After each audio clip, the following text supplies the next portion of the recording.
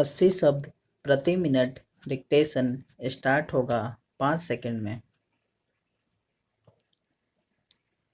Ready, start.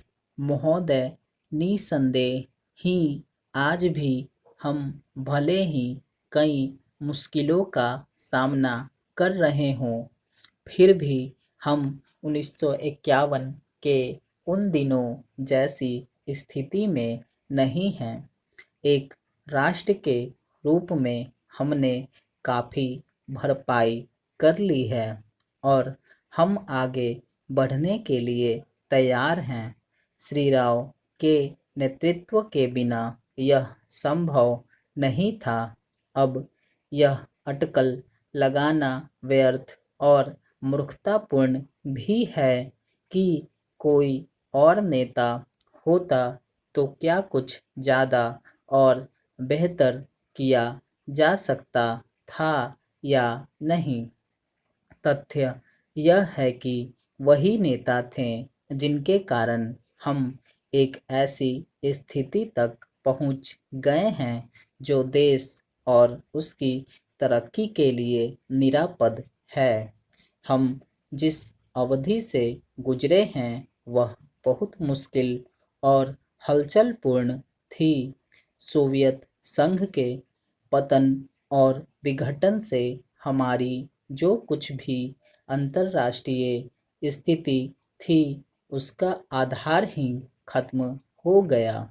ऐसा लगता है कि हमारे देश में कुछ लोग इस घटना का पूरा मतलब नहीं समझ पाए हैं।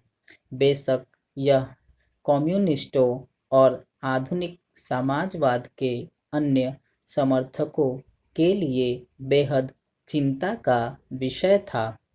इससे उन सभी निष्पक्ष देशभक्तों को काफ़ी दुख हुआ जिनके लिए सोवियत संघ अच्छा मित्र था और अकेली विदेशी शक्ति थी जो हमेशा हमारे साथ खड़ी होती थी। उससे हमें काफ़ी नैतिक और भौतिक समर्थन भी मिला था। हमारे देश में सोवियत संघ के तमाम मित्रों में भी सभी लोग यह नहीं समझ पा रहे हैं कि आर्थिक, वैज्ञानिक और प्रौद्योगिकी के हिसाब से इसका क्या मतलब था और है। जब हमें सख्त ज़रूरत थी तो कोई ऐसा नहीं था जिसकी ओर हम देखते। घबराने और अपने देश को दिवालिया राष्ट्र घोषित करने के बजाय प्रधानमंत्री ने मुश्किलों का डटकर मुकाबला किया। हमें इस संकट से निकालने की व्यवस्था की और साहस के साथ देश को एक नए आर्थिक रास्ते पर अग्रसर किया।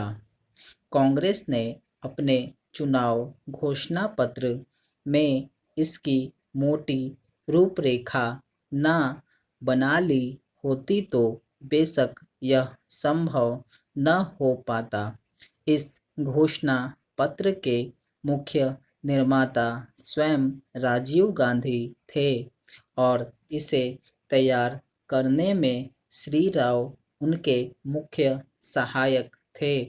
देश को संकट से उबारने और नए आर्थिक रास्ते पर ले जाने में बेशक मनमोहन सिंह की देशभक्ति, विद्वता और ख्याति महत्वपूर्ण कारण थे। नई आर्थिक नीति जनता के हित में नहीं है, इस काल्पनिक तथ्य को लेकर काफ़ी हंगामा मचाया जा रहा है। इसके उलट अगर उसे अपेक्षित ढंग से लागू नहीं किया जा रहा है तो इसकी वजह यह है कि जनता के नाम पर हर जगह की आंशिक और कॉरपोरेट मांगें पूरी की जा रही हैं। प्रधानमंत्री ने 2 महत्वपूर्ण तरीकों से नई आर्थिक नीतियां बनाने में अपना योगदान दिया है। सबसे पहले तो उन्होंने नई नीति लागू करने के लिए मध्यम मार्ग अपनाने पर जोर दिया है। नए आर्थिक कार्यक्रम को लागू करने में उन्होंने जो दूसरा महत्वपूर्ण योगदान किया है वह है इसके पक्ष में राष्ट्रीय सहमति बनाना। डिक्टेशन समाप्त हुआ।